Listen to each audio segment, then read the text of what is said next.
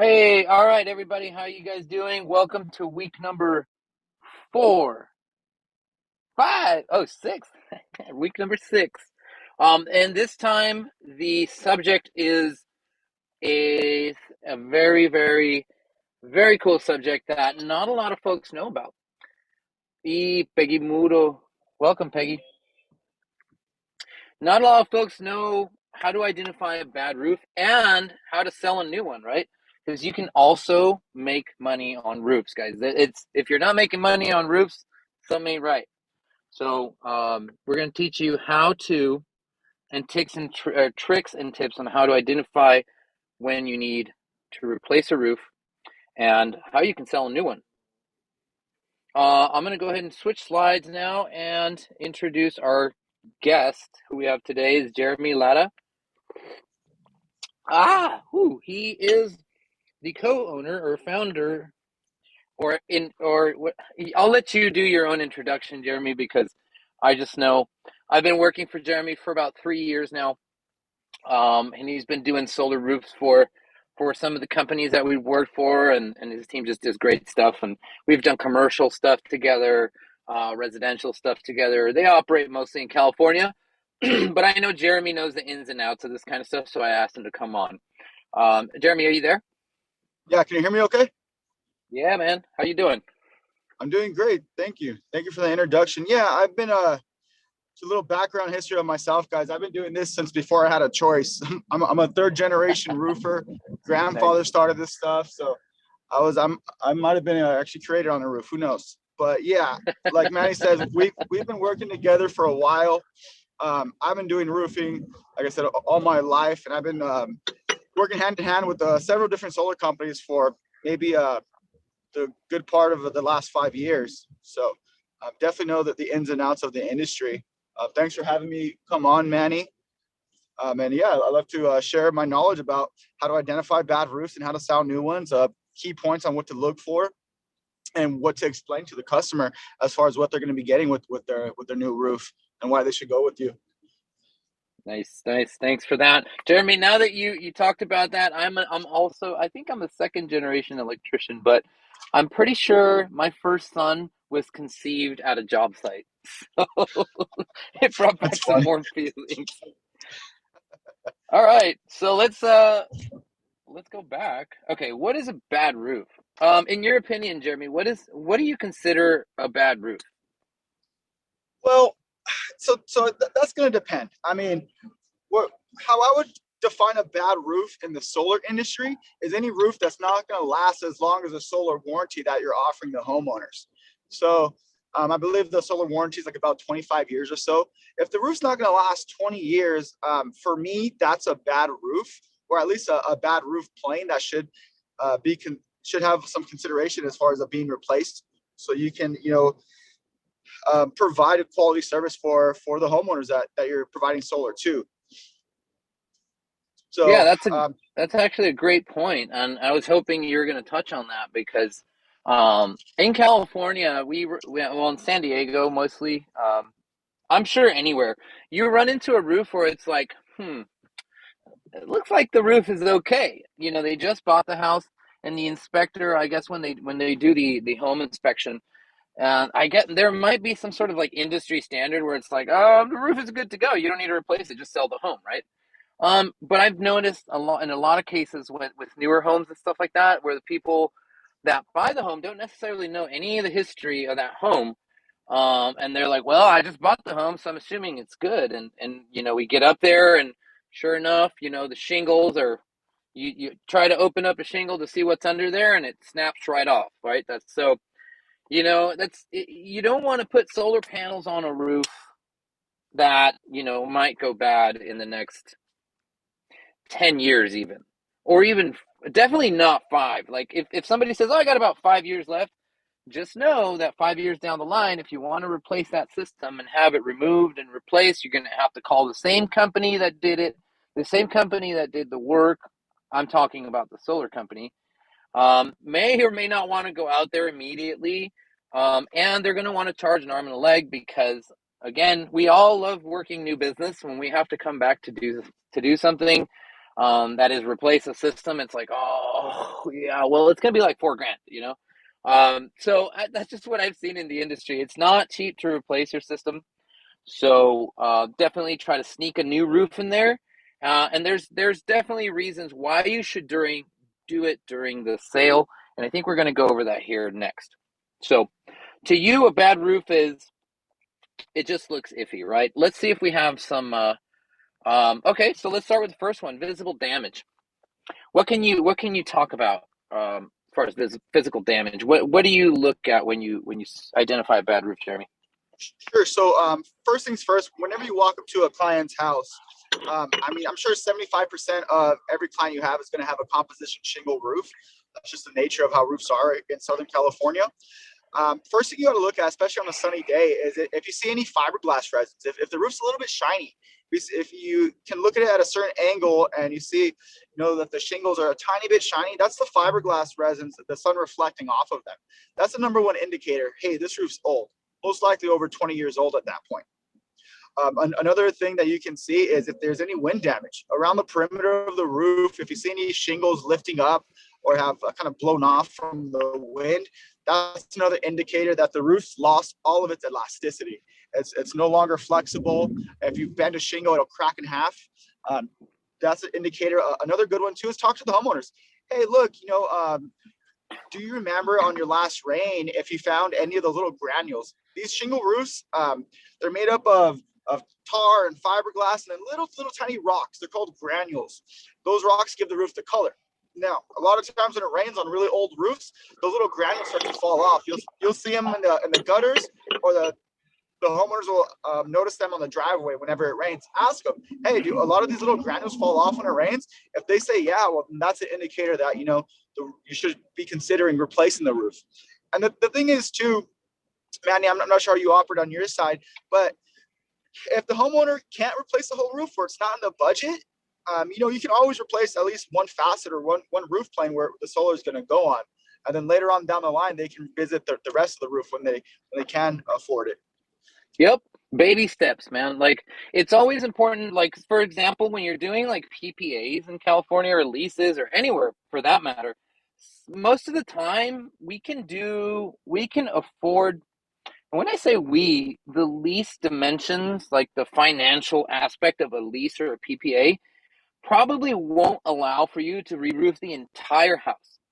And also, it doesn't quite fall into the tax code to replace the entire roof and claim a tax credit on the whole thing. So, some third-party solar providers, Sunrun, SunPower, Sunnova, they might not want to include the entire roof at that same time. So, either we can include the roof on the financing side of it, and then they can pay cash for the rest, which they can typically negotiate with the roofer at that point. Um, or at least just do the part where the solar is installed. That way you don't have to come back, right? And so yeah, that's kind of a key point there for visible damage. What about curling? Curling, it I, it's I it was does I was told I was told that that's from like not having a properly vented roof. Well, it depends. I mean, it depends on the material that was installed in the first place. A lot of times, multiple layers of roofs are put on the existing, and that top layer starts to curl because it's not adhered directly to the roof substrate. So curling, of course, is a good indicator. If the roof's curling, if you notice shingles are curling, that thing has to go. I mean, that's an Yeah. easy tell. Sometimes you look at a roof and you can't really tell. It looks kind of decent. You might see a little bit of fiberglass resin, so it's hard to tell if it's old or not. But curling is a really big indicator that it is old. On flat roofs too, if you notice, it's called bridging, kind of like the flat membrane bubbling up. That's an indicator that the roof's really old. You can't install tile roofs. Tile roofs are really tricky because the tiles kind of look the same from year one as compared to year 20. Uh, but the underlayment needs to be changed out. So on tile roofs, if you see a lot of moss on the tile roof, that's an indicator that it's really old and the underlayment should be replaced. Yep. And quite honestly, a lot of solar contractors they kind of bypass that whole, tile roof replacement thing, because what happens mostly when we replace, not necessarily, we don't necessarily replace the tiles. What they do is they go and they lift up the tiles, and then they replace the paper underneath, right? And then add additional ventilation and stuff like that as needed. But it could still be a very expensive project just to do, just to lift up the tiles and repaper. It's almost the same as a comp shingle roof, right? Or if not more. Yeah, no, most definitely. And to touch back on what you mentioned about the ventilation, it's crucial. A lot of people don't Yeah. realize these roofs, they're being beaten up by the sun, all the UV rays penetrating through the composition shingle. And then if it's not ventilated right, the attic is just baking it in from the inside. Especially over here in San Diego, you get a lot of expansion and contraction from the coolness in the marine layer in the morning, and then you got the exposed sun in the afternoon. Definitely got to add ventilation on these roof systems to make them perform to the best of their capabilities. Yeah, definitely. I mean, you can't go cheap on ventilation. When we do roofs, or when I suggest roofs, I suggest the homeowner, hey, when you have the roofer out there, ask them to maximize the ventilation. Throw in a bunch of O'Hagans, maybe even some dormers, or whatever you can get in there. Maybe even some turbines. What do you call them? Like solar turbines that you can put on the roof and extract it. And it's because the shingles, for example, they have oils, right? And when the shingles lose their oils, that's when the cracking and the fiberglass and all this other stuff starts to come out. Have you heard about this product that, I'll hop over to the other one because this might spill into the next one, but it's a product. It's like some oils that you can basically spray on the shingles. It's supposed to give them like 10 more years worth of life. What's your take on that? And what's that product called? Um, so yeah, that's from Roof Max. It's a new product that had just come out. Some other companies are getting into it too. So essentially, Manny, like some projects we've done in the past where we restored the roof, where we didn't have to tear off the entire flat roof membrane. We can restore it with the cool roof system. It's essentially Mm-hmm. the same concept. Like an oil-based product that you spray over the composition shingle roof, so it can last a little bit longer. But my take on that is I I wouldn't really go for that. I don't know Yeah. a lot about the product, but I wouldn't push it. If I wouldn't recommend it to anybody. It's just a bandage fix. If it's only going to give Yeah. the roofs another 10 years, it's still no sense in putting that on when you're going to get solar. So Yeah, I get that. Like I said, but we've come across that one or two projects that is just we just cannot get the homeowner to budge on the roof. They'd rather not do the solar, and sometimes, just to get the project through, and even if it's 10 years down the line, we know that these 10 years this customer is going to save thousands of dollars anyway. So, we'll push the envelope and go ahead and get it treated so that we can at least justify getting the panels on there for another 10 years, give this guy some savings, and then when he's forced to do the roof, he can just deal with that later. He or she. got it. So Also too on that product, it's pretty expensive too. So it is they might only okay. save like a couple thousand by restoring it compared to tearing it off. But like you That said, makes sense. you might run across one in every 100 roofs that it's just not in the number. That's not in the budget. So they do have that option. Right on. I'm just gonna quickly skip forward to all the sections, so we know what's coming up, and then we can go back to this one. So we're not like talking about subjects that, because this happens to me. I think on the next one we'll have a summary on the third page before we go. So this is known age. It should be known age, um, and warranty life. And then we've got installation malpractice, obviously, ongoing leaks, common roof types and how to deal with them, sloped roofs, acceptable roof types, disqualified risky roof types, flat roofs, acceptable types of flat roofs and risky roof types, understanding warranties. This is not to be confused with the first one. This is like new warranties, right? And extended warranties, manufacturer's warranties, craftsmanship warranties, and extended warranties. And then the cost per square foot, tear down versus overlay, comp out woodwork, and then installation timelines and expectations. All right. So let's go back. We'll spend about 5 minutes talking about each one.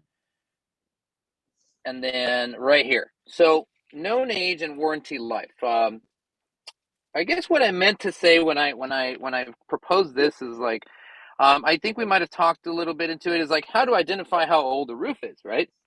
And then how much warranty is left in it. Can you speak to that? Yeah, so super hard to identify how old the roof is if you're not a roofer. Even some of my best guys can go in there and think the roof's 15 years old when it's 30. So that's super hard to identify, especially if you're not Mm-hmm. in the industry. I mean, the best course of action is to ask the homeowner, hey, do you know how old the roof is?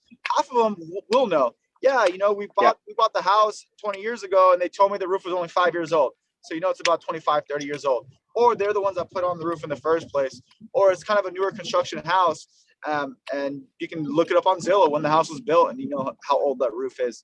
But essentially, the roofs start losing those granules, like we're talking about, at about year. It depends on the ventilation too. It can be from year 15 to like about year 20 to 25. Once you start seeing fiberglass, you know that roof is at least 20 years old. And if you see any curling, it's probably even older than that. Yep, we've seen those.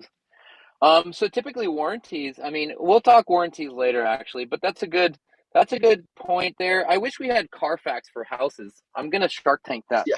That would be great to like run a Carfax on a home, like when it was last replaced. And I know a lot of people do unpermitted. We didn't put permits on here. That's a good little like segue into the ending. Let's talk about permits and how we handle them in California, for example. Installation malpractice. I mean, we've seen that in every industry. In electrical, I've seen it in electrical and plumbing and drywall, but roofing. How can you see what have you noticed, or what is a visible like malpractice scenario? I Uh, guess that a common one. okay. A common malpractice scenario, it would be, I would say, that's tough because there's a bunch of them, and it's Like hard to tell. layers. Yeah, it's That's a but good one. it's hard to tell on the surface, because sometimes on a roof on the surface level it looks fine, but once you start digging it up, that's when you find the malpractice. Like when I'm tearing off a roof and I notice that this guy didn't overlap, the felt layers underneath by that 4 inches that they're supposed to be overlapped, or they didn't use like a 30-pound felt and they use a really thin one that's already deteriorated. Um, those are malpractices that I found. But the layers, yeah, you go into a roof and that thing has 4 layers. That's malpractice. A roof shouldn't have more than two. Back in the day, you were able to put on the third layer. Now they've stopped that. If if a roof has wood shingles on it as a base layer, you're not supposed to install a new layer over that. That's also malpractice. Holy Um, crap! and It brings me to one. We have a customer in LA who has a wood shake roof and has comp shingle on top of it, and then threw tiles on it, like yeah, concrete exactly. tiles. Holy crap! This guy's got about 10,000 pounds on his roof worth of material. Yeah, Sorry, I a didn't mean lot of to interrupt times. your progress. Oh no, no, you're fine. Yeah, a lot of times you can find malpractice, on properties that have unpermitted work in the back. If they have an addition or like a little ADU that's unpermitted, a lot of times the homeowners might be doing that malpractice themselves, or they're trying to find the cheapest bid, and the roofers are giving them a good price, but they want to do it cheaper. So then they're almost forced to resort to malpractice. But it's hard to tell where the malpractice is at on the surface level. It's always underneath all the roofing components where you can start digging into it and then find, okay, these are where the corners were cut.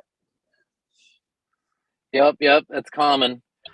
Well, yeah, I mean, I guess in a nutshell, it's we don't really see a lot of the malpractice until we get down there and tear off the roof. And then what happens then is we get a roofer that's letting us know, hey man, it's going to take an extra day or two of work to just get all this stuff to the dump, or we have to reframe it and stuff like that, and here come the extra costs. Which bring me to my next point, right? We're going to talk about how to build, how to cost out a roof, and just definitely always expect extra charges, man, with roofing. It's like, Oh um, yeah, it's ninety you percent. know, because it's like, hey, I'll say, Jeremy, oh man, come on, hook it up this one time, and it's like, I don't, we don't want to be doing that all the time. So give yourself a nice little cushion, and just know that if woodwork or at least preempt the customer and let them know, hey, do you have at least two or three or four or $5,000 set aside in case there's any wood damage? Because we're not considering that. Most roofing contracts are going to have stipulations there about wood and costs and extra, feet of linear feet of this and that, because it always comes up, man. Like it's going to happen. So the more the customer knows about these things happening when they come and tear off the roof, the better it is. So to that, I say, always let your roofer speak to the customer and go check out the job before you even get this thing into permitting and get NTP from the finance company, because you may need to add, a few more $1,000 there just right off the bat, right? So next discussion, ongoing leaks. So, geez, I don't know why this one is here, but let's talk about ongoing leaks. Like, this is obviously a problem. Yeah, I would assume so. If there's an ongoing leak, it's for me that's an indicator that the customer is maybe like a low budget customer, or just doesn't have the Mm-hmm. enough and financing to fix it right. A lot of times I'll go up there on valley areas where all the water is concentrated on. That's where a lot of these leaks are at. And then these roofers will go up there and put mastic all over the place, um, or a new product that's supposed to extend the roof life, but it's just Yeah, continuing to leak. the good old mastic bandits, dude. They're just going, just throw a band-aid over everything.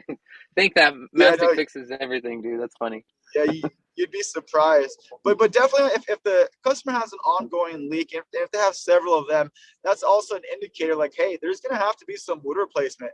Water has been penetrating through this roof system so many times for so long that the wood underneath is going to be damaged. It's going to be spongy or compromised. So there's going to need to be some wood replacement. If you're selling solar to a customer that has had some ongoing leaks, then prepare them for that. Like Manny said earlier, cushion yourself, protect yourself too from these change orders that you're not prepared for. If you have an ongoing leak, especially in multiple areas, cushion it with like an extra $1,000 just in case. Good advice. Great advice. Common roof types and how to deal with them. All right, so let's move on. This is just kind of a segue into sloped roofs, right?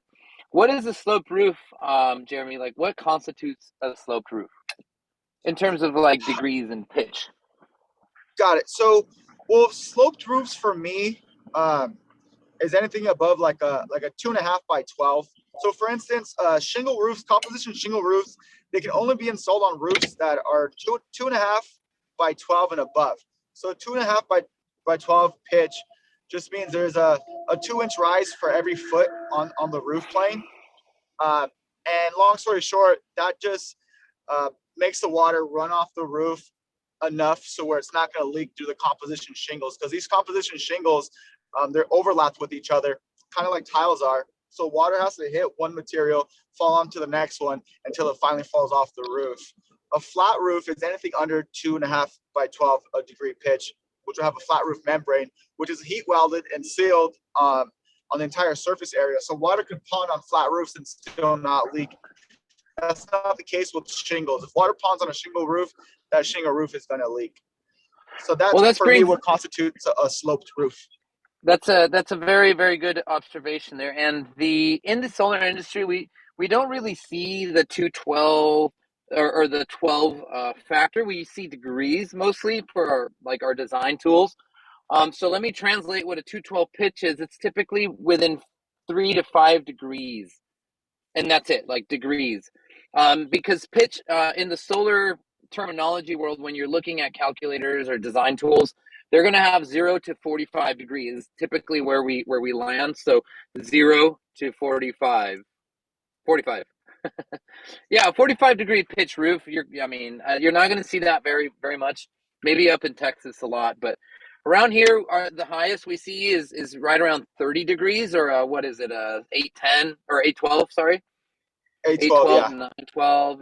That's going to be like the highest pitch roof, and that's where they need a strap on and harnesses, and we should always be harnessed up in case OSHA's listening. But um, going back to malpractice, right? I've seen, and actually, we just dealt with a customer here in San Diego who had a shingle roof on a 212 degree pitch. It was almost flat. And yeah, so SunPower said, nope, we're not installing solar on that thing, because what happens is when you have shingles and the roof is like this, when it rains, that can blow right back into the roof easily. And that's really where these where the ruling is with in solar is like, look, is if the runoff isn't like at least 10 degrees, or what is it, 312 or 412? No, 412 is like a standard, Yeah, that's right? standard for sure. So 412 is around the standard, which is right around 18 or 14 to 15 degrees in terms of like pitch. So when we get to 10 degrees or lower, that's when a lot of these bigger companies like Sunrun, SunPower, and all this, they're not going to want to see a comp shingle roof like that, because they already know, and they've done thousands of them like this, and like, oh shit, no, it's going to rain, it's going to blow back right into the footings, and it's going to leak. So the best practice is, and the malpractice comes when people do that. They install shingles, and it's like a roof like this, and they just want to get out of there. And sure enough, when we go and put solar, it's not qualified. So we have to rip that thing off and then put a torch down on there. So which brings us to our next one. And I know you're driving, so I'll go ahead and read off the acceptable roof types here. We've got composition shingle, concrete tile, acceptable roofs and solar. Okay, this is acceptable roofs and solar. Composition shingle, concrete tile, corrugated metal, and standing seam metal. Now, there's still some other roofs that are kind of iffy and dangerous and risky and possibly not going to be qualified with a lot of the other solar companies.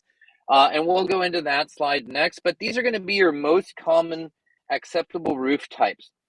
Once again, comp shingle, concrete tile, corrugated metal, and standing seam metal. Metal roofs are the best. Like, they're the easiest to install on. And here, Jeremy, do you know if there's a difference between concrete tile and cement tile? Because we had this discussion and we didn't. Go ahead. Yeah, concrete and cement tiles are going to be the same. Oh, okay. The main difference, which I don't think is acceptable, is the clay tile roofs. Concrete and clay, those are two different products. Boom. These are disqualified. Most companies, most big companies, are going to disqualify these roofs right off the top. So just because they're disqualified doesn't mean that we can't work the roof to make it acceptable, right? So there are methods that we use, and that will come in. That will come in a different slide where we do something that's called an inlay. All right, but disqualified roofs, just off the top of your head, when you guys are out there door knocking or go on Google Earth or get on Google Earth and go on the street, make it always a standard practice that you identify the roof or ask what type of roof it is. Most people know what kind of roof they have. And most people know the history of it. Most people, if they have a wood shake underneath comp, they'll know. They'll know because at some point somebody's going to tell them, dude, look, you have slats underneath. You probably have a wood roof underneath. Like, you can see it right from the attic. You can't get away from that stuff. So unacceptable roofs, wood shake, right off the bat. I don't need to tell you why we can't install on a wood roof. It probably is. It's just the biggest fire hazard ever. Plus, you can't really lift those things and put down a footing and then put it back down. You'll just crack the roof. I mean, it's done. Those are really pretty roofs, but usually we can't work with those. Clay roofs are basically roof tiles. They can be Spanish tiles or medium weight tiles, which are the bigger orange ones. Those are sneaky, man. Like, a lot of people won't know how to identify a medium weight tile. Okay, they look like clay and they look like concrete at the same time. But to the trained eye, you're gonna say, "Oh shit, no, that you can't walk on that." I mean, you can walk on it, but you can't work on it. So there's a difference. Like, if you can walk on a medium weight tile roof, that's fine. You'll still crack a few, but when you're carrying a 60-pound solar panel and tools and all, you're gonna crack the crap out of the whole thing, and you're just gonna spend $5,000 on roof tiles replacements, and it's just not worth it. The best thing to do is to rip everything off and start off new. Calpac metal. We've actually installed on those. What do you think about Calpac? Calpac metal. The thing with those two, as soon as you walk on them, they're compromised. So they're Uh, installed on like 1 inch by 2 inch little battens or like little pieces of wood that go across the roof. And there's an air gap between the roof deck and the bottom of that CalPac metal. So if you go on there, even if you're light, you're gonna indent that metal. And then that coating that seals the metal is then pinched or cracked, which is gonna cause, it to let in some moisture or water whenever it rains. So my thing about CalPac is as soon as you walk on them, they get bent and they get compromised. A lot of times too, these CalPac metal roofs are installed over a wood shake roof, yep, and yep, these homeowners, their houses don't have a vertical load limit to withstand a heavyweight roof or a concrete tile roof that's standard weight. So then they opt out for the CalPac because it replicates the same look, but it's a lot lighter. yep. And the Kelpec, I mean, So as the long as you don't step on the thing, they last like 50 years, right? I mean, they're supposed to be like very, very yeah, long lasting roofs. yeah, that's correct. But you got to be careful if you ever come across a CalPac roof, to try to identify if there's wood shake under there or not.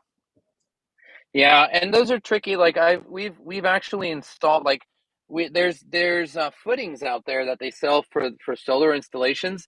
But with those, it's so tricky. You have to like pry the tile up, and like it's just oh man, we had guys out there for about a week trying to install solar on there and hoping that we didn't like step on a bunch of soda cans, like he was saying. Like you do, like you just ruin the roof when you're doing that. So and to tear off that roof, like you got to tear off the entire thing. You can't just do a section in those.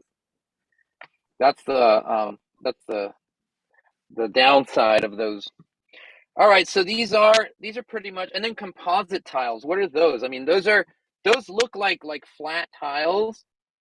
I've seen them they're not very common, but they do exist.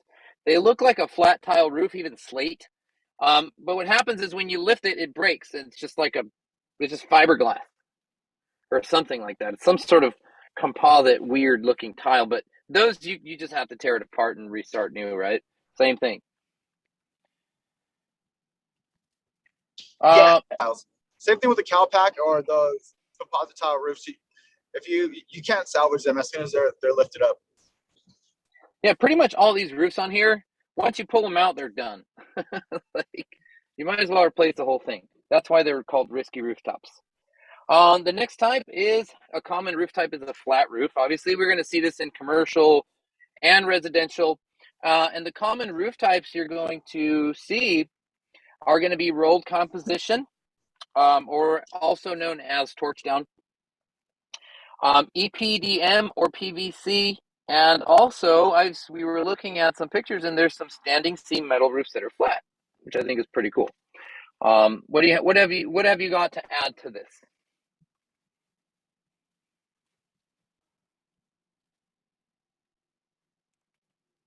Jeremy, you there?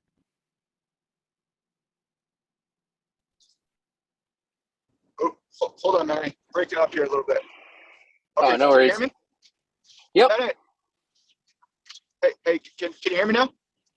yep, we got you. Okay, sorry about that. I'm going through a bad area, I guess. Yeah, no worries. So yeah, rolled composition, also known as torch down. Like I said earlier, it's basically they come in a roll, and you roll it out, and you heat it up with a big torch gun, and you mount all the tar that's on the back side of that roll onto the roof deck, and then it's sealed. That's going to be the most common type of roof membrane that you'll see on a flat roof. EPDM might be one of the more rare ones.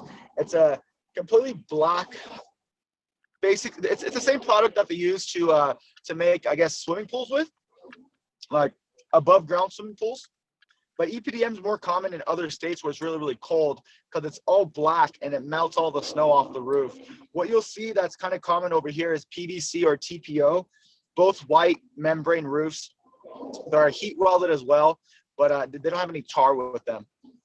Standing seam metal, our company doesn't really do a lot of standing seam metal, so I don't have too much information on them. Those are really nice roofs, though. Actually, you guys did a PVC roof for us at our headquarters in San Diego, and that roof Yeah, is awesome. I mean, it's it's probably the best commercial roof you can get, right? It's going to last you forever, that thing. As long as it's welded correctly and you don't go putting holes in it afterwards, you're good to go. On that type of roof, what we do is we use a ballasted system. So we basically put the panels on the roof with some crates, and then they're held down by cement blocks. So you definitely don't want to penetrate a PVC roof after it's installed. Maybe before you can put all the footings in, and then Jeremy or whatever roofer you're working with can seal it, and because they have to heat weld it and seal it properly for it to be solid for the next 50 years, right? You can't be putting holes in these flat roofs like that. Any flat roof. So for flat roofs, we're going to use this thing called a chem curb that gets installed, especially with like rolled comp.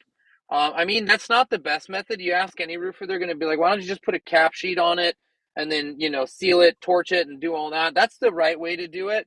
But a lot of folks in the solar industry use these little donuts that you put holes in the roof, put the stanchion on there, and then you put these donuts around it and fill it with a solution called M1.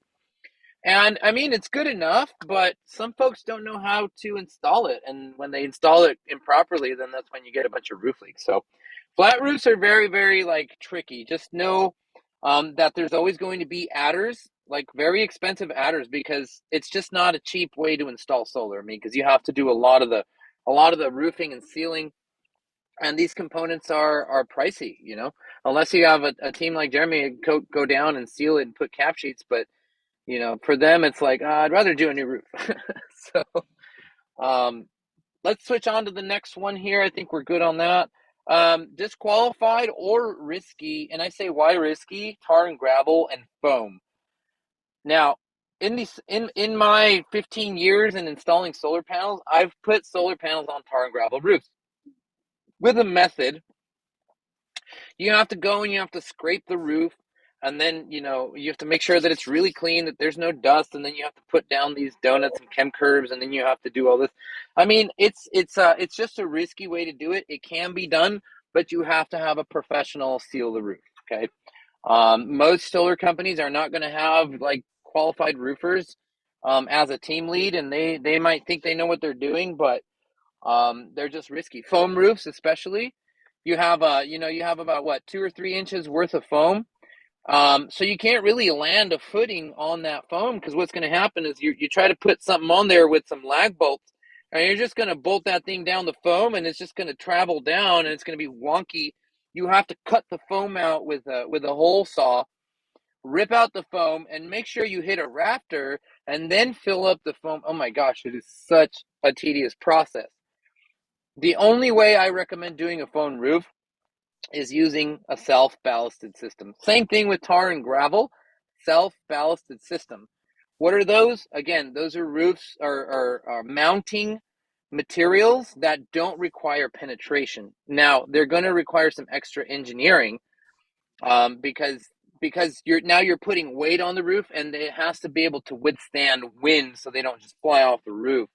So just make sure that if you have one of those roofs, you're either tearing the whole thing off and then putting on a brand new rolled comp roof. Because I don't know, have you guys done many tar and gravel roofs, like redone them to tar and gravel, or is that just like an old school method? Super old school. Super old school. It's very energy efficient. But nowadays, like I said, we have the PVC, TPO. We have cool roof coating systems. So tar and gravel is almost eliminated, almost obsolete. Yep, you're right. So when you see a tar and gravel roof, best thing is to maybe try to get a brand new roof on there. If the customer is hesitant to pay for it, then just know that we have to charge a nice big fat adder to get this thing done properly. Okay, we can't cut corners on these roofs, because a roof leak is going to cost an arm and a leg to fix. Let's move on to understanding warranties. When you guys talk about a warranty on when you're selling or pitching a customer, Jeremy, do you guys let's talk about manufacturer warranties and then craftsmanship warranties. So I'll go back and talk about your manufacturer warranties. And who do you like most? Who do you guys use?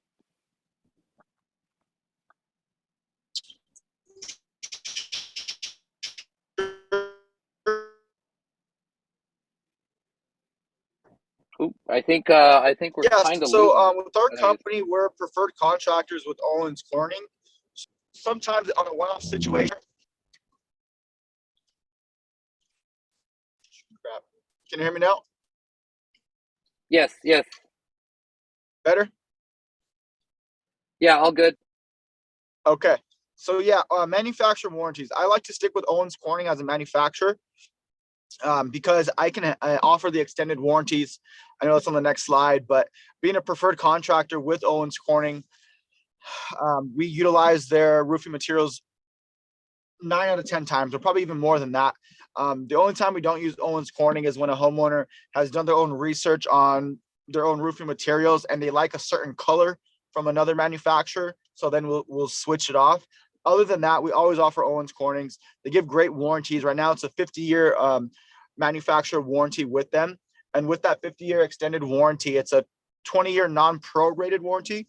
So if our company ever goes out of business, Owens Corning is going to cover them for the first 20 years on 100% on labor and materials. So that's why I like to stick with them.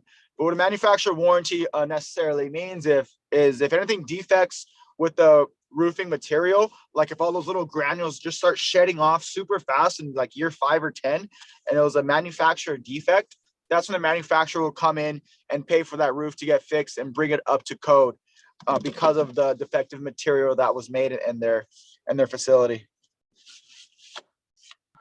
Yeah, I had an issue once where we installed a new roof and it was leaking some sort of oils off the roof, and it leaked onto the customer's like edible garden, and oh my gosh, the manufacturer just was giving us a hard time about the whole thing. But manufacturer warranties typically cover, just that, like anything that's wrong with your product. But I guess if you have a certain level of warranty with them, right? Like if you're like a pro contractor or whatever it is, you might have better warranties to offer. As long as you offer their product as like a first look, right? And I think that's Yeah, most is yeah. So if you went with most roofing contractors and they just put Owens Corning shingles on your roof, but they use maybe a different manufacturer's spout membrane, or they didn't put enough components from Owens Corning on your roof, then Owens Corning is only going to honor a 30-year material only warranty. So if anything defects under their warranty period, they're just going to come out and just pretty much here's some shingles. Find your own labor to get it fixed. You have to pay for that. But since we have that preferred status with Owens Corning, if anything defects from their roof between the first 20 years, then they're going to pay 100% of the labor and the materials to replace it on your customer's roof, as long as they install 4 components from them. Of course, these companies want to make as much money as possible, so you have to install 4 components that they sell on that customer's roof to qualify it for that 50-year warranty, and it has to be installed by a preferred contractor. that's awesome. So that's why knowing how to sell a roof is important, because you can totally upsell all of these things to give your customer the best value, and not necessarily just say, "Hey, we're going to throw a new roof on there." you know, which for the most part, not a lot of people ask questions, but it is our job as consultants to bring these things to light. Whenever we can, whenever we see that there's a customer that is, that's very involved, that takes care of their home, they have a huge margin between the utility, meaning that we're not necessarily capped at how much we can sell this job. And if we raise the cost by $4,000 or $5,000, it's going to affect the payment by 10 or 20 bucks. And at the end of the day, you're going to have a much happier customer that's going to refer you because you showed them all these things. Like a 50-year warranty is a big deal, right? And the only way to get that is, as Jeremy mentioned, is to sell the other products that go with it: the underlayment, the felt, the this, the that, right? These are all important components for your roof to last long. That's why Owens Corning, for example, gives you that extended warranty when you add all these products, because they know it's like bulletproof, right? Boom. I'm willing to put my name on it as long as it's built right by the right contractor. So, craftsmanship warranties. What kind of warranties do you guys give as far as like labor as a company? Like, let's say you guys go out of business, right? So Which probably if we won't have, happen. yeah, I hope not. So far, so good. Um, Craftsmanship warranties. If it's a complete brand new roof from start to finish, we tear everything down to the wood deck. Then our craftsmanship warranty is covered for 10 years. What that means is the roof starts leaking and it was done to faulty labor installation.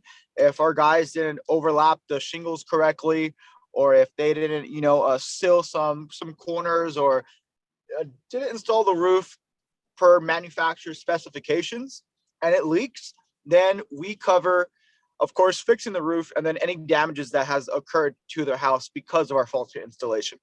So we're honoring a 10-year warranty with our craftsmanship warranty.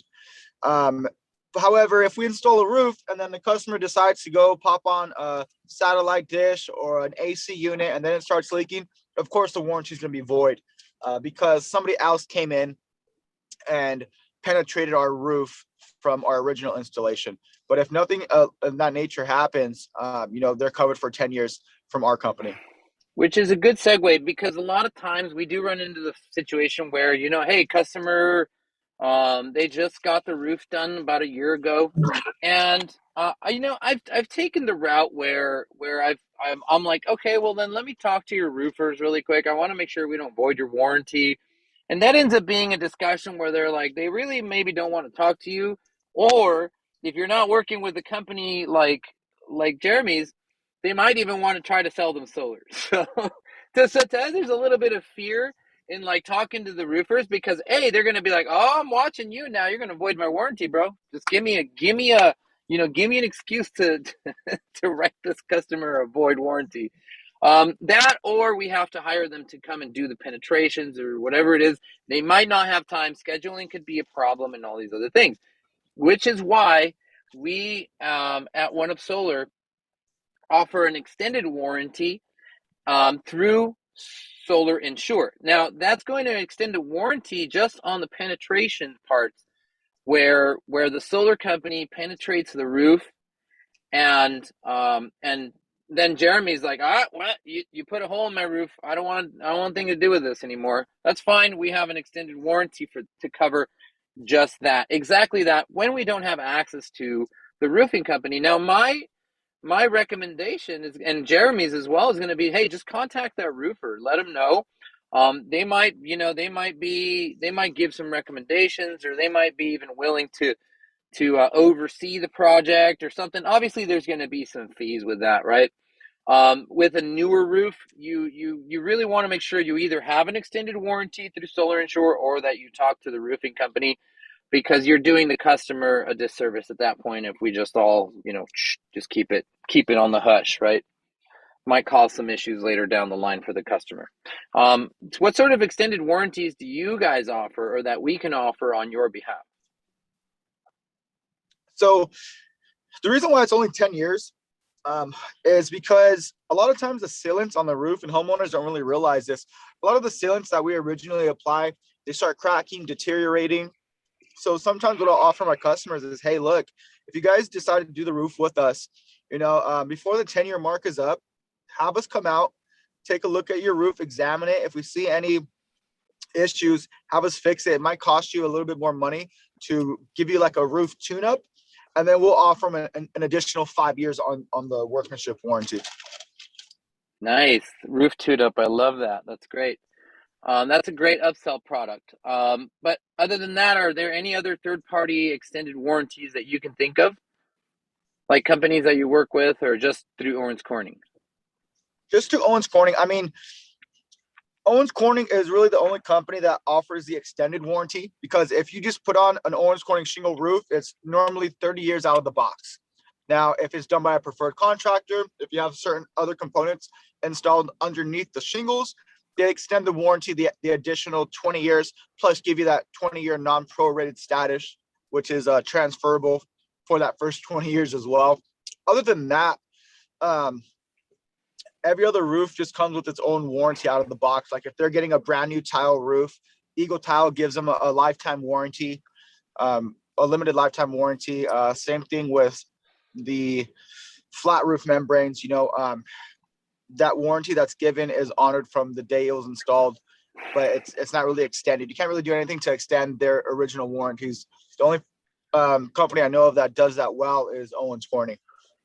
Right on, right on.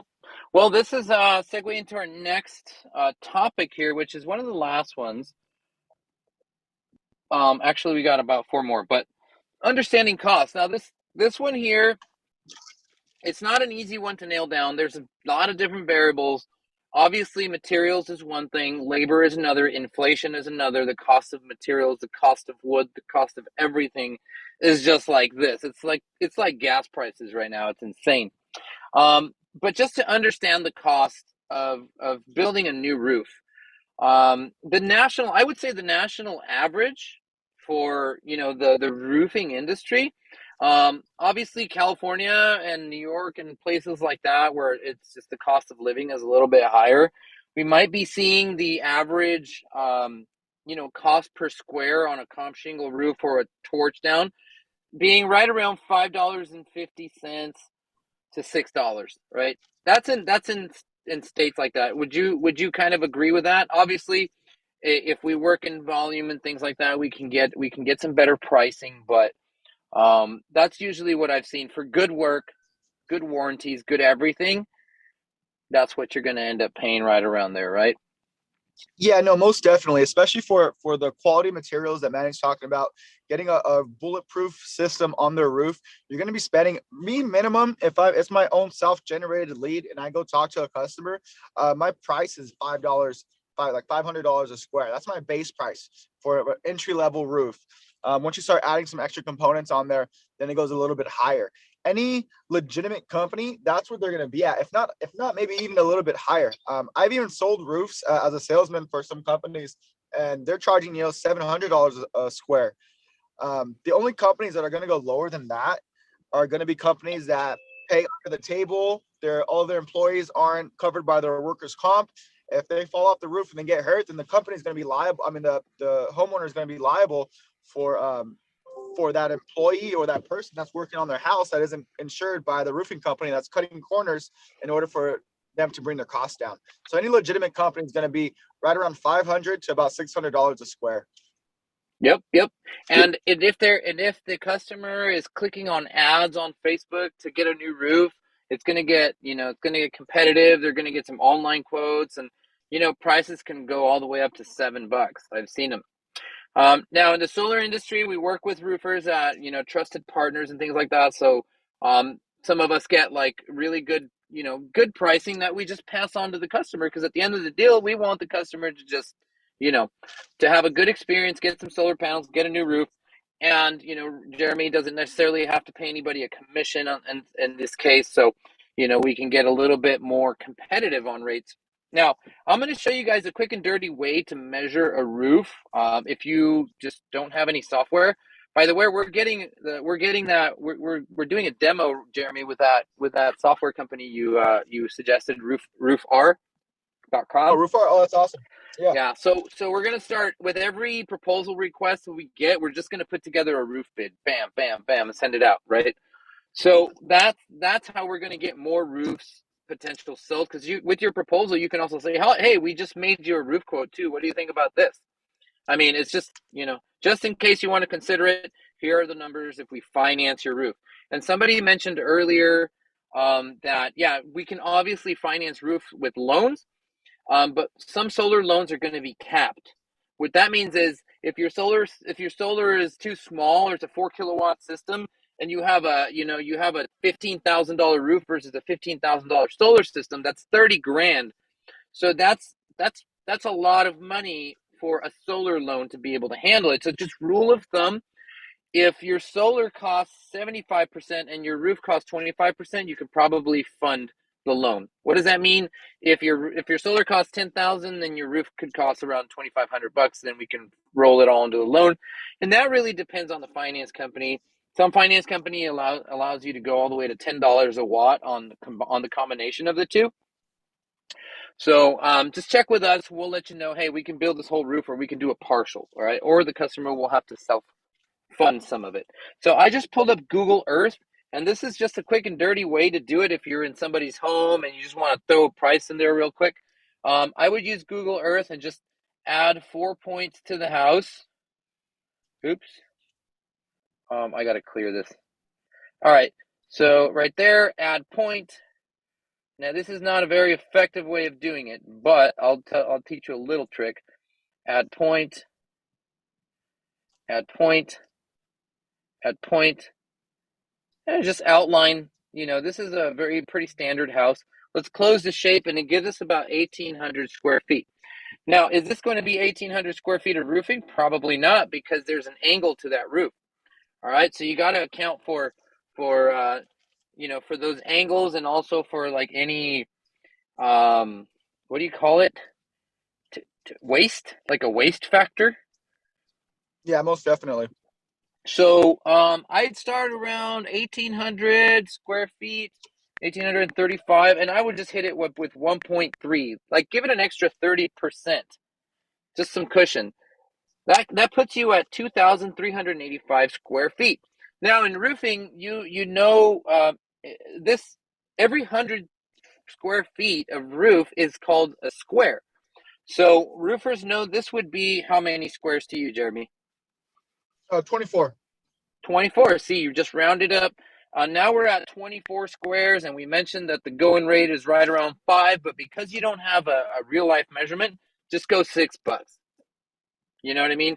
Go high. 24 times 600. Sorry. 600 per square, or $6 per square foot. It's just the math, okay? It's either or. So that's going to be a $14,000 roof right there. $14,400 roof for this house. Like, on average. I mean, that's a quick and dirty way to do it. I think it won't be more than that. I think we'll be pretty close. Looking at the home here, yeah, that looks like about a $14,000 roof right there, right? Now, in some of the cases that we'll run into, like this house needs a 3 kilowatt system and a $14,000 roof, a 3 kilowatt at 5. That's the exact scenario that we're talking about. That some finance companies can't finance the entire roof because you'll hit that cap. All right, so just check with us on this kind of stuff. If the customer needs a new roof, we have alternative financing. We have other methods of doing that. You guys have your own financing too, right? Yes, we In do. case, yeah, in case we just want to send the customer over your guys' way, and we can just fund the solar, and they can finance the roof separately. They can still get a tax credit for putting on a brand new roof, um, as long as it covers a certain area of roofing, the solar panels. I mean, it's kind of a tricky tax code, but let's just say that if you cover the house with solar panels, you can get the tax credit on the entire roof. All right, so don't quote me on that. I'm not a tax professional, nor will I ever be. All right, so understanding costs now, price per square foot. That's just what we just talked about. You can price it per square foot, which would be $5 or $6 on average. And again, this is California. If you're in like Georgia or something, you might run into like 450. It's rare that you're going to see 3. And like, it's just the cost of materials now are insane, and that's all over the country. So, or you can price it per square, which would be in the $500 or $600 range. So per square foot, $5 or $6 per square, 500 or 600. And the tear down versus an overlay. I think this should have been placed over there with the angled roof. But just really quick, what is the benefit of doing a tear down versus an overlay, or either, or vice versa? And what is an overlay? Got it. So, I mean, the only benefit for an overlay is putting a new layer of shingles on top of the existing one, and the only benefit from that is the cost. It's going to be cheaper than tearing everything off. However, if you don't tear everything off, especially if the customer has leaks before, you can get down to the wood substrate and replace any damaged wood, any compromised wood that the customer may have. These these investments on their roofs are really expensive, so you want to make sure that they're done right the first time. I would always recommend tearing everything off, getting it done right the first time, and then probably they'll never have to worry about their roof again unless they're in their mid 20s to like 30s. Exactly. Now, I mean, sometimes you got to get it done quick and cheap. And if there's one layer of roofing and the substrate is good, it's well built, hey, throw on another layer. You know, if you're on a budget, you just want to get this done. The customer knows his roof, what's the wood is good underneath. There's no, there's no visible leaks. It's not creaking on the roof and stuff like that. Then, just throw another layer. And then next time when they do the roof, they can tear it all down and redo the wood at that time, right? So, rule of thumb is the wood is good, then you can add another layer. If the wood is good, I don't know where I was going with that. Anyway, so clay roof Intay. Supposed to say inlay, guys, but we put Intay there. I forgive you, Anna. Forgive you. It's all right. Oh, She does. This is all right. amazing, though. So, clay roof inlay. Well, it's exactly that. We're gonna inlay the solar panels into the tile, into the clay tile roof. Why would we want to do this, Jeremy? Like, there's a few benefits to this, and there's a few pros and there's a few cons to it. You just have to know how to sell it. What are the cons? Um, the cons for this is, well, these are real tricky. So especially with clay tile roofs, the solar layout has to be, I guess, has to work in tandem with the inlay. So for instance, if the solar array layout is just like a perfect rectangle and you can get that solar array all the way down to the edge of the roof, then it's very beneficial. We tear off the tiles, we install shingles on that roof plane so the solar can be installed properly, and we come back and install the tiles back around the solar array. So it replicates, or it looks like it's just a complete tile roof, and you'll never see the shingles underneath. However, some of the cons are, if the solar array are installed a little bit too high on the roof, they make certain flashings to prevent the water from going underneath the tiles. But a lot of times the water tends to get underneath the tiles, the roof tiles, and no water is ever supposed to get underneath the roof tiles. So down the line, the roof might not last as long as it should when the inlays aren't done correctly. So it's always good to have, a roofer that's going to take the proper steps to make sure that the inlay is done correctly. But the cons of this is, they're a lot more expensive. Starting rate for these is going to be like an extra 150 to $200 a square more, because number one, you have to get the crew out there to tear everything off, install the shingles, and then they have to go back out there once the solar's done to install the tiles back in place. Yep, that's exactly right. So the pros of this is it looks beautiful if it's done correctly, right? Because it's going to look like it's just all embedded inside the roof. I've seen some really clean ones. In fact, you did one for one of my customers here in San Diego, and it looks really nice. The downside of it is that it's going to cost you $7 or $8 a square just to do it, right? So when you see a clay roof, or if you're a canvassing team, you're out there knocking and you see a bunch of clay roofs, my best um, advice is go to the next neighborhood. Don't, or go down there and then as long as they have like $500-600 bills, and we can work with that, and it's budgeted for it. But for the most part, a lot of people, when they see, because we have to be transparent about how much the extra cost of doing it on this tile roof is going to be. And in fact, I'm quoting one right now that's up in Palm Desert, and it's like, oh, how to explain that this is an extra $13,000 just to put solar on a roof that's not broken or that is not bad. They have to be able to justify it and then know that their tile roof, it's definitely like a luxury to have a clay tile roof, and it's expensive as crap to get rid of it and or install solar or even re-roof it. I don't know. Clay tiles are just like, I don't know whose idea that was. They're really nice, like Spanish tiles and stuff like that. But if you're doing solar, man, if like, I would suggest do a ground mount instead. Like, that has a lot more benefit to it. It's probably going to cost around the same. All right, especially if like Jeremy says, if you got a tile roof that's like short from the eaves to the ridge, you're really limited, and you're going to have to use 4 or 5 different rooftops. And now you're running into, dude, I just have to redo your entire roof at this point. Like, there's just, and that's going to cost an extra amount of money, because you're just going to have a roofing crew out there for 2 weeks trying to get this thing done. And it's, I don't know, man. They're difficult, but they're doable. I've done plenty of them, and I've also lost a lot of deals because of these clay tile roofs. So that's what an inlay does. And later on, we'll actually put some pictures behind the slides so that you guys have some. We're going to give you guys a PDF and the recording and all that, and the PDF is going to have notes and things like that, and we'll try to put some pictures of some examples so you guys know what this looks like, because a lot of people want to know, well, what is it going to look like? Woodwork. This is a touchy subject here. What is your recommendation, or what can you tell people to kind of look for when dealing with roofing and woodwork? So yeah, that's a really touchy subject, and this should be done on your initial consultation with the homeowner. Just walk around the house, take a look at the fascia board, which is the trim of the house that connects to the edge metal of the roof. So just take a look at it, see if it's in bad condition. Take some pictures. That way, when you're talking to your roofer and trying to get the price mapped out, you can send them these pictures. Hey, how does this fascia board look? If you see any damaged parts, the most damaged parts of the fascia board are going to be at the corners, where one piece of the fascia board meets up with another one. If those corners are really rotted, a lot of times the customers are expecting that to be replaced.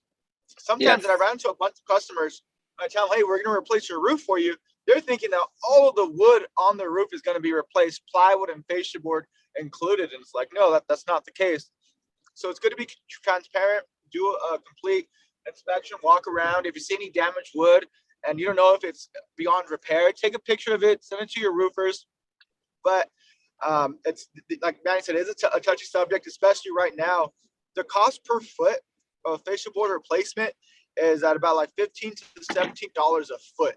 And Mm-hmm. average homeowner has about 300 feet on their house. So it's really important that you can dial this down and learn how to identify damaged fascia board. Go on YouTube, how to identify damaged fascia board, and they'll give you some hints Yep. and tips. Termites, wood rot, those all things are visible. You can see when it's cracked and it's going to need it. If they show up, they're going to definitely need to replace that. So here's what I like to do when I sell a roof. I like to first I got to sell them on solar. That's the key part, right? How much margin you got? Let's take a look at your roof. Ooh, if you do it now and not wait 10 years, you'll avoid inflation, and you can also get a tax credit. And I'm going to finance your roof at 1% interest. You can't, I mean, do you have 1% interest financing, Jeremy, or do you know any roofers that do? Definitely not any roofing. I've worked with a bunch of different financing companies. The best interest rate we can get is like 8%. That's insane. That in itself, if you finance a $15,000 roof at 8%, your payments are going to be like $300, right? Yeah, Now, if you put it into the solar loan, their payment probably only go up like 40 or $50. It's a big difference. Interest rates are killer, and this is the opportunity. When you sell a roof, you got to tell them, do it now. You're going to avoid inflation, because in 10 years, this $5 a square is going to be 8. It's going to be 8. There's just this isn't going backwards, guys. Like, I remember when roofing was $3 a square, and that was not long ago. Okay, so consider inflation, consider tax credits are only a one-time thing with solar. So you can't go back and be like, oh, 10 years later, oh yeah, I can get my tax credit for the solar. Right? No, no, no. You got to do the roof now, and also lock in your interest rate at whatever the lowest interest rates are, because they're low right now. So those are the three benefits of doing the roof now versus waiting 10 years because you think it's a good roof. Screw that. Get it done now. Throw in the cost, and then go outside and talk about, hey, look, just really quick, I want to make sure you understand that they're going to come and replace the roof, and they tear off this roof. We can't really see what's going on underneath, and there might be some wood damage and things like that. So, would you like me to set aside some money um, for wood, and if we don't use it, we'll credit you back or something? Or do you have like an extra $2,000 or $3,000? Let's just call it $2,000 or $3,000 in case there are any because I can already see, look, this thing is falling apart. Because roofing doesn't include wood, it just doesn't. Or some quotes might include a certain amount of wood or something, but for the most part, it won't include it. So yeah, definitely upsell the wood. All right, cool. So give yourself that cushion. I'm telling you guys, it's important because it'll eat up your commission. Once if you had a $3,000 or $4,000 commission and then you have to eat it all in wood, then that kind of sucks. It's gonna blow. You won't make that mistake twice, believe me, because I've done it before. Installation timelines and expectations. This is a good one. So what does a typical roof install take, and what can they expect, right? What can the homeowner expect? What can the sales rep expect? All these things. So, yeah, I mean, of course, it's going to depend on the type of roof. But let's just put into example a roof like Manny was measuring out earlier, 2,000 square feet. It was one story. It was easy access. We can get our trailers right up to the house and toss all the materials into the bin. With those into consideration, timeline will be it's a 3-day turnaround. 1 day, tear everything off, do the woodwork. We have to wait 1 day for inspection, and then the next day install. So at most on that type of house, if there's a lot of wood damage, it'll be a business week, 4 to 5 days. But if there's not a lot of wood damage and it's just a typical house, then you can expect 3 to 4 days max. Timeline from signing the contract to getting it done, that's just going to depend on the solar docs, on when everything's approved from the solar permitting. But like right now, if we were to sign a contract with my company, we'd probably be waiting about 3 weeks. But that's as long as it takes to get permits from what I hear anyway. So that kind of works out well. But as far as getting it done, what the homeowner should expect is, number one, on the day of starting the roof, on the day we start the roof, it's always important for the sales rep to be available. So when there is a change order, I can call the solar rep and be like, hey, I don't know if you want to add this extra $1,000 to the homeowner's financing or if you want to eat it up on your commission. But it's very important that you're available that day with whoever roofer you go with to take that change order call.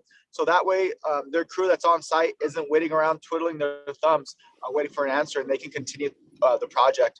But the homeowner can expect a pretty messy roof the first day during tear off. We would need the driveways cleared, the access around the entire perimeter. There's going to be a bunch of nails, and the homeowner has to be prepared for that. But just know that any good roofing company cleans up at the end of every day.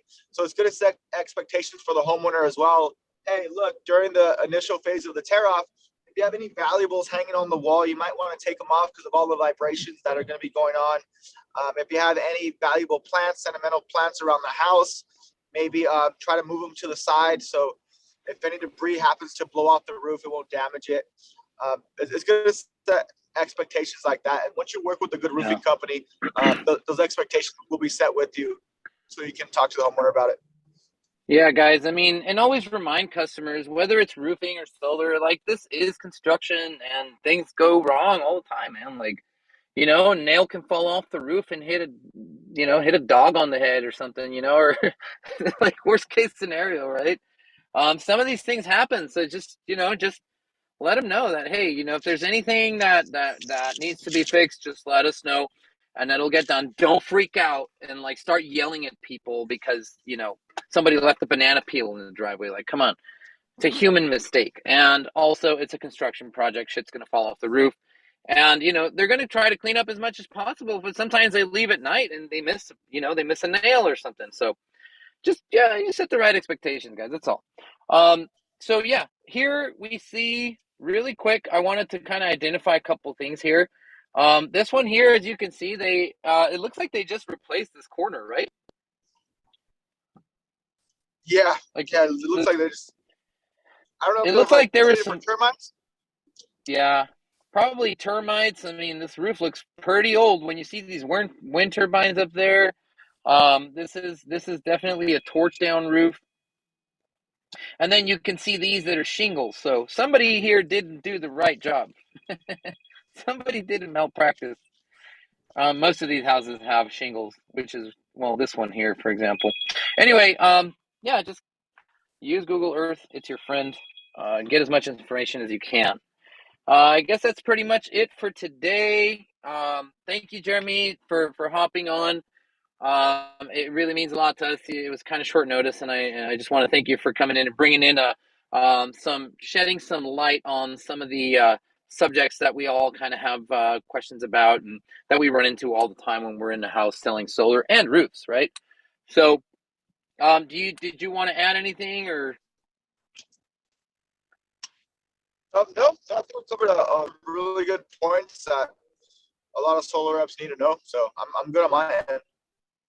Right on. Well, hey, Jeremy and I work together here in Southern California. If you guys need any roofs done in SoCal, definitely reach out to Jeremy, reach out to us. We work together, so you guys will be seeing a lot of these roofing quotes from these guys. Carlos says, thank you for the information. Much appreciated. No problem. 450 a square in Texas. So yeah, that's the difference. It's just the cost of living, right? Texas seems to be a little bit cheaper, bigger roofs, obviously more volume. You might see a 50 square roof here where the average is like 20. So those things make a difference. Same with solar, right? Um, yeah, we are pretty much done for the day. Thanks everybody for coming through. Again, this was recorded. It's going to be on YouTube. It's going to be in segments. And we're going to release the PDF with all the notes and stuff like that. And we're going to put this into our training archives so that anybody that wants to refer back to these topics and have a question about roofs, then it'll be broken down into segments in YouTube. You could just go right to it and check it out. All right. Sounds All good, right, man. guys. Thank you. All right. Well, tune in next week, guys. Next week, I don't know what the subject is because we have not set it. Do we have one more this month? I think we have a couple more this month, and then we're gonna take a break because we're gonna get ready for SolarCon. We have a lot of work to do. We're gonna set up an awesome booth there. So yeah, I'm glad I saw you guys again, and I'll see you next week. I need to come up with a quote that I can say a goodbye to for now. Hasta luego.